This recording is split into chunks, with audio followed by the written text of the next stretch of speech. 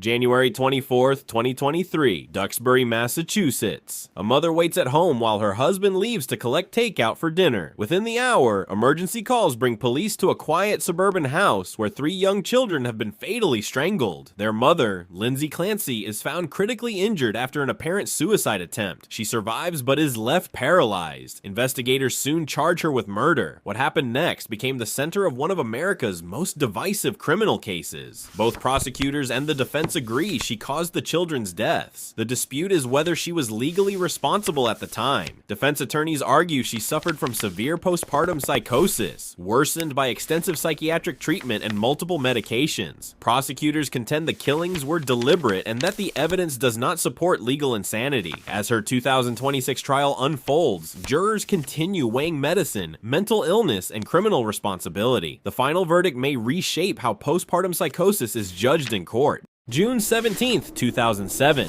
along Namibia's B1 highway north of Windhoek, a passerby opens a roadside rubbish bin and discovers human remains. Within days, more body parts are recovered at different locations along the same highway. Police identify the victim as Sana Garoas and begin investigating whether her murder is connected to the earlier deaths of Melanie Janse, Juanita Mabula, and Viola Swartbooi. The media soon gives the unknown suspect a chilling name, the B1 Butcher. Detectives establish a special task force, collect DNA from numerous suspects, and even seek assistance from forensic experts, but no conclusive match emerges. One suspect is investigated extensively, yet authorities never prove he was responsible. Years later, the murders remain officially unsolved, and investigators have never confirmed whether all of the victims were killed by the same person. The identity of the B1 Butcher remains one of Namibia's darkest mysteries.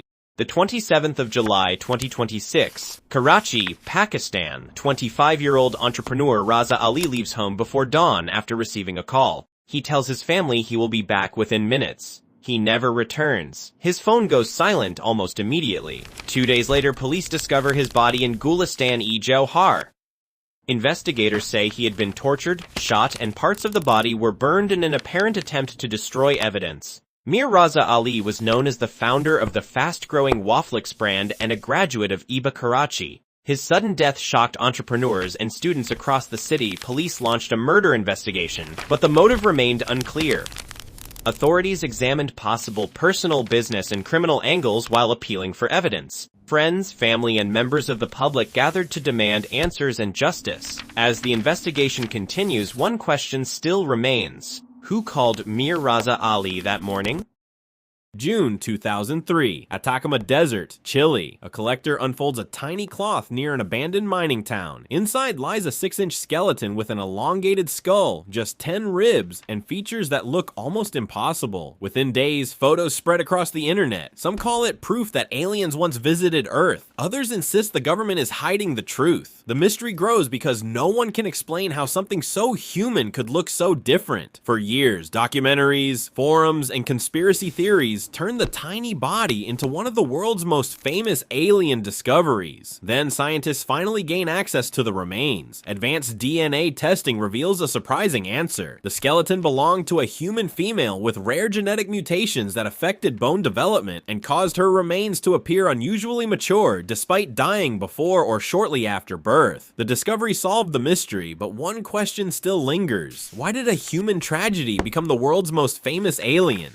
September 2017, Mulanje District, Malawi. A crowd gathers outside a small village after rumors spread that strangers are harvesting human blood for ritual purposes. One man is dragged into the street. Within minutes, the accusation becomes a death sentence. The claims are never supported by evidence. Then the panic spreads across southern Malawi. Villagers begin setting up roadblocks. Travelers, police officers, and aid workers are attacked after being mistaken for so-called bloodsuckers. Because of this fear, at least 9 people are killed and dozens more are injured. The government deploys soldiers and urges residents to ignore the rumors, while local leaders and international organizations warn that the accusations have no factual basis.